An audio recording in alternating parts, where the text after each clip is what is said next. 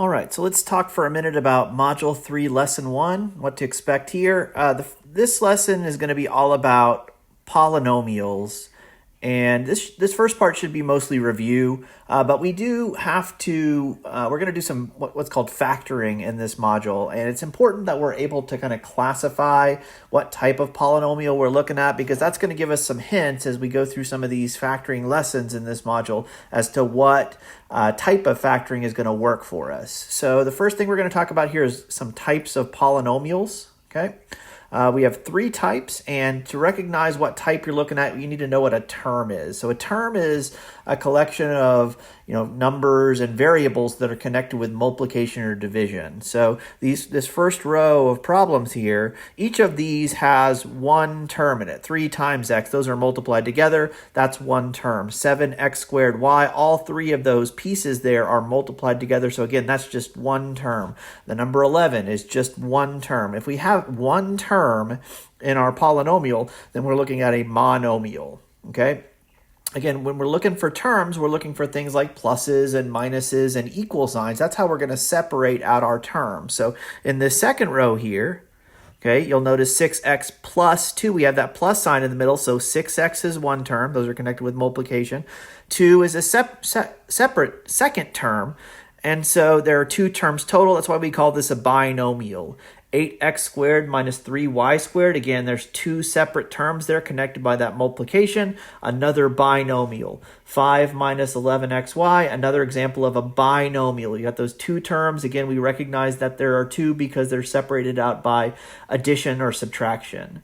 Okay, and then finally, x squared plus 8x plus 7, if we're looking down here at this third row, 3x squared plus 5x minus 8. These are both examples of trinomials. We can tell that because there's three separate terms separated out by pluses and minuses. Okay, so we need to be able to classify those. Again, that will be important when we decide which factoring method to use. It's going to be one of our hints that we're going to use to get to the right method. Okay, so let's talk a little bit more about some of the terms we can use to classify these polynomials. So if I'm looking at 3x squared plus 7x plus 2, this is a trinomial, like we talked about on the last slide, because there are three separate terms there. But another thing that we can use to classify the types of polynomials that we're dealing with is this thing called degree. Okay, the degree of a polynomial is the number of variables in the term of a polynomial that has the most variables. So if I'm looking at this, there's three separate terms. 3x squared is the first one, 7x is the second one, and 2 is the third one.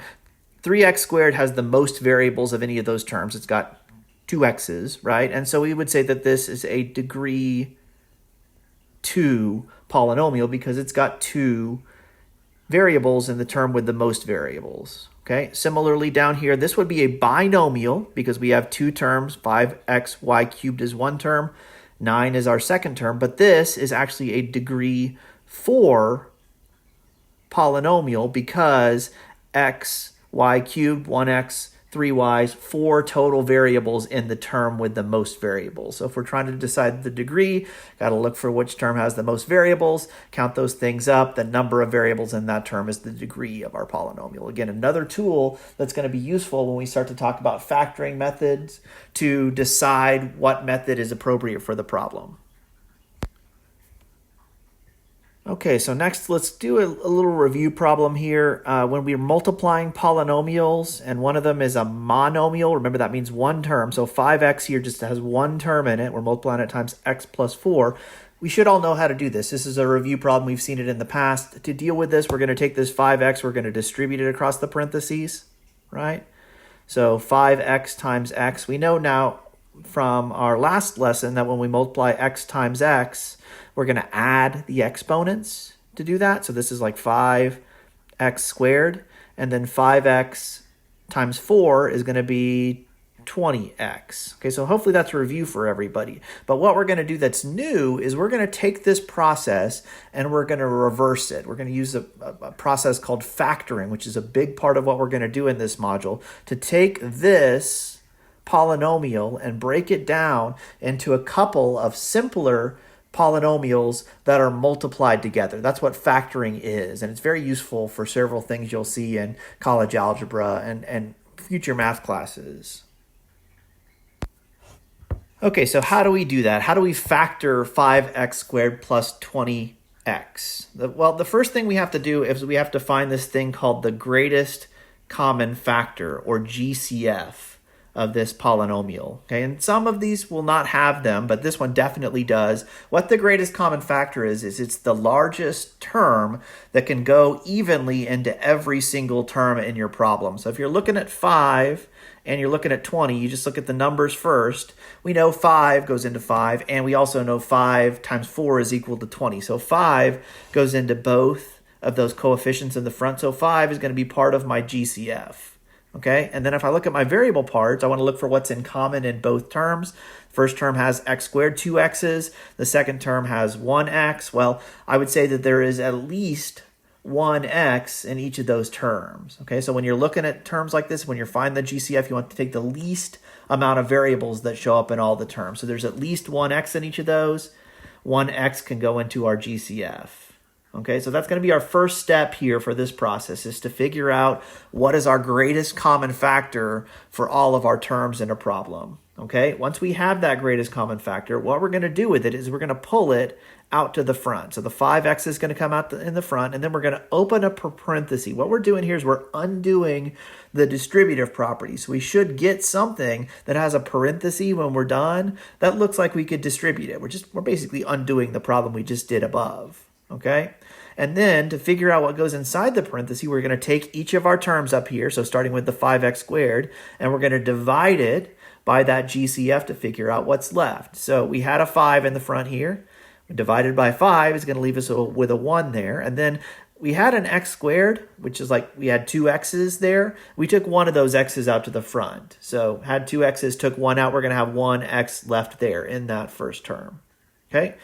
Second term over there, we got plus 20. 20 divided by 5 is 4. And then we had an x in this term, right? We pulled it out when we took that GCF out of there, right? So there's just no x left in that second term. And so 5x times x plus 4 is going to be our factored form here. And you'll notice that's exactly the same thing we started with up above in the problem when we use the distributive property to simplify it. All we're doing here when we factor out the GCF is we're undoing the distributive property. Okay, so let's try another factoring problem. So our instructions on this would be something like factor. Okay, so again, what that means is we're going to take this polynomial, we're going to break it into a couple of separate polynomials that are multiplied together when we get done. And our first step here is to look for the greatest common factor. So we got to think about that first. Looking at our numbers, there's complicated processes that you can use with prime factorization and things. I don't think they're necessary. We're not going to give you difficult numbers in general on these problems. You just want to think about the values that go into, and if I'm looking at 6 and 3, hopefully everyone can kind of see that 3 goes into both of those, right? 3 is going to be the best I can do. You don't want to pick 6 here because 6 doesn't divide into 3 evenly. We're looking for a number that goes into all of our coefficients in the whole problem. So 3 is going to be part of our GCF. And then if we look at the variable part here for our terms, x to the 5th and x to the 3rd, okay, we have at least 3 x's in each of those terms, right? We want to look for the least number that show up in any of them. And so that is what we're going to be able to put into our GCF. So 3 x's are going to go into our GCF, okay? So once we have the GCF, our next step is to pull that GCF out to the front, okay? Open up a parenthesis and then divide each term by our GCF to see what's left. So if I look at the first term, well, 6 divided by 3 is 2. And then I had 5 x's in this term, right? I pulled 3 of those x's out, right? So I'm going to have 2 x's left in that term. Okay, in the second term over there, well, 3 divided by 3 is 1. And then I had 3 x's in that second term, and I pulled all 3 of those x's out to the front, right? So there's just not going to be any x's left in that second term, and this is our factored polynomial. Okay.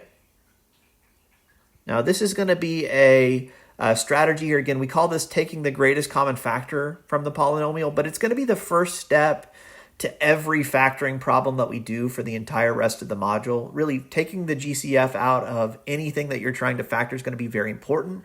Not only is it necessary to get the right answer, it's also going to make your coefficients smaller. It's just going to make the problem simpler. There's really no downside to doing it, and you want to get in the habit, especially as we start to learn more and more factoring strategies, of looking for the GCF first, okay?